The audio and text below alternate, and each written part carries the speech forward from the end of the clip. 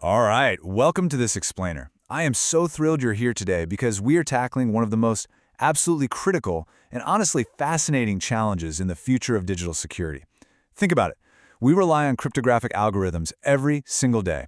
We use them to protect our communications, our financial transactions, our digital identities, the whole shebang. But what happens when the very foundation of that security is threatened by a massive, unavoidable leap in computing power?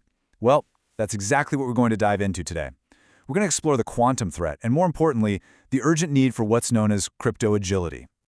But before we get to the solutions, I want to start by asking you a question. And it's a bit of a chilling one, honestly. What if your most secure secrets have already been stolen? The terrifying reality we're facing right now is this concept called harvest now, decrypt later. Malicious actors, they aren't just sitting around waiting for quantum computers to be fully built. No way. They are actively collecting and storing encrypted data today, perfectly content to just sit on it until tomorrow's quantum computers get powerful enough to crack it open. What that means for us is that the threat isn't some distant future problem. The vulnerability is happening right now, today. So here's our game plan for today's explainer. We'll start with the quantum security threat. Then we'll define crypto agility. After that, we'll pull some lessons from the past, explore the hybrid approach, and finally, chart out your post-quantum journey. Okay, let's jump right into Section 1, the quantum security threat and the immediate stakes we're dealing with. So, as we just touched on, the existential threat to our communications, classified data, and global financial transactions, it's immediate. Now, to be clear, a cryptographically relevant quantum computer, what the experts call a CRQ, doesn't actually exist just yet. But because of this harvest now, decrypt later strategy, organizations that fail to proactively implement quantum-safe strategies are leaving their sensitive information highly exposed. And look, if regulators and your business partners are demanding quantum readiness and you aren't prepared, you aren't just facing a security risk, you are staring down the barrel of massive compliance and business risks. So, how do we actually beat this ticking clock? Well, that brings us to Section 2, defining crypto agility and why it's a totally necessary shift. To make absolutely sure we're building on a rock-solid foundation today, we're grounding our analysis in the official federal-level standards published by the National Institute of Standards and Technology, or NIST. By pulling directly from their Cybersecurity White Paper 39, we're making sure we rely on the absolute gold standard of cryptographic research and policy. Okay, so what exactly does NIST mean by crypto agility? At its core, it's the capability to replace and adapt cryptographic algorithms across your protocols, applications, and hardware, all while preserving your security and keeping operations running smoothly.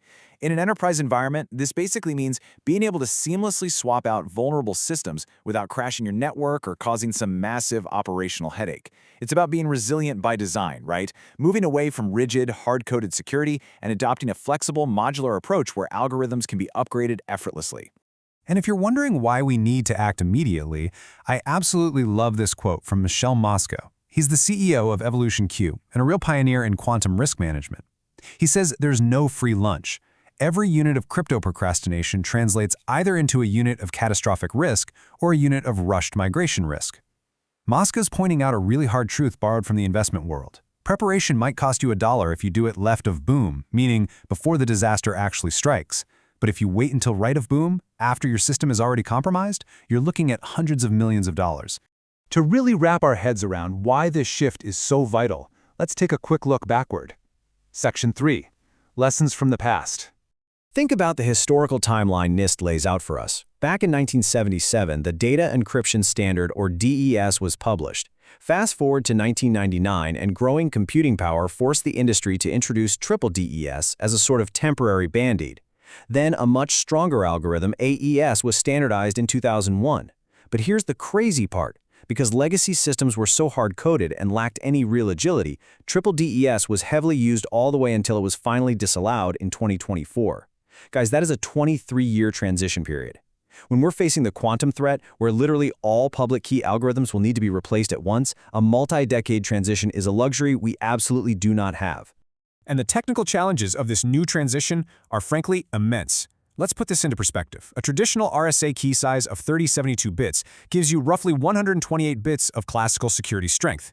But when we transition to a post-quantum cryptography standard, like the modular lattice-based digital signature algorithm, or MLSDA, to get that exact same security strength, the signature balloons up to 19,360 bits. That is a massive spike in data size, and it's going to fundamentally challenge our network capacities and drastically increase transmission times for public keying material. We are talking about massive structural changes to our IT environments. Now, faced with a challenge this gigantic, a lot of organizations just freeze up. They try to catalog and inventory every single tiny piece of cryptography they own before they take any real action. Well, Mikhail Mosca has a brilliantly striking analogy for this. He says you don't need to dust every chandelier before you deal with the corpses in the dining room. I mean, wow, right? His point is that, yes, doing an inventory is part of mature management, but you cannot let it stall your actual risk assessments. You've got to act on the most obvious, glaring risks first, like realizing a standard firmware update might be your biggest vulnerability, instead of spending 3 years just producing giant spreadsheets. So, how do we practically, safely execute this massive transition? Let's move to Section 4, the hybrid approach. Setting up the mechanics to transition safely requires us to look at another direct concept from the NIST paper, which is the hybrid cryptographic algorithm. Simply put, this is a combination of 2 or more components that are themselves cryptographic algorithms. So, here's how this actually protects us during this crazy time of uncertainty.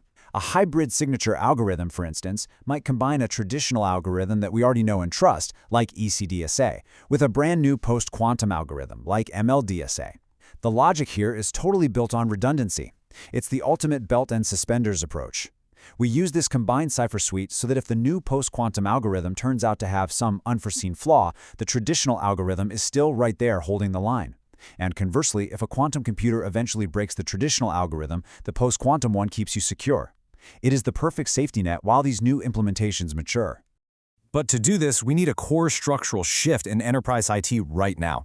We have to completely move away from the traditional approach where algorithms are just rigidly hard-coded into systems, which as we know causes massive breakages and decades-long delays when vulnerabilities pop up.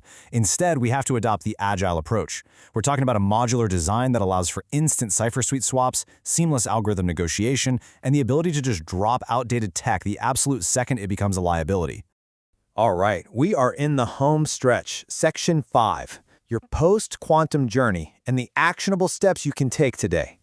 Michel Mosca lays out 3 really direct steps to get moving without getting totally overwhelmed. Step 1. Do a very quick, high-level business risk assessment. It doesn't have to be perfect, you just need to start. Step 2. Engage your ecosystem. Figure out which of your vendors are actually going to be part of the quantum-safe solution and which ones you're going to need to drop and replace. And Step 3. Begin rapid mitigations. Start your pilots and your proofs of concept right away. Don't try to boil the ocean here. Learn quickly by actually doing the work. Now, as you take those steps, a quick word of caution. Agile design also means being willing to revisit your old assumptions. Please do not assume that heavy post-quantum cryptography is just going to fit everywhere. If you're working with constrained environments, like tiny Internet of Things or IoT devices, shoving massive new public keys onto them could cause severe latency or performance crashes. In some closed, tightly controlled systems, heavy public key infrastructure might just be total overkill. Instead, you might actually need to pivot and leverage lightweight symmetric keys, which can be way faster and honestly more secure in the long term for those specific devices. Which leaves us with this final massive question to think about. Will your organization be ready left of boom, or will you end up paying the ultimate price on the right? The financial and security stakes here could not possibly be higher, and the clock is officially ticking. This transition to a quantum-safe world, it's not some distant sci-fi future problem. It is a present-day mandate. Thank you so much for joining me on this explainer today. I really hope this gives you the clarity and the framework you need to start asking the tough questions about your own systems. Stay curious, stay secure, and I will see you next time.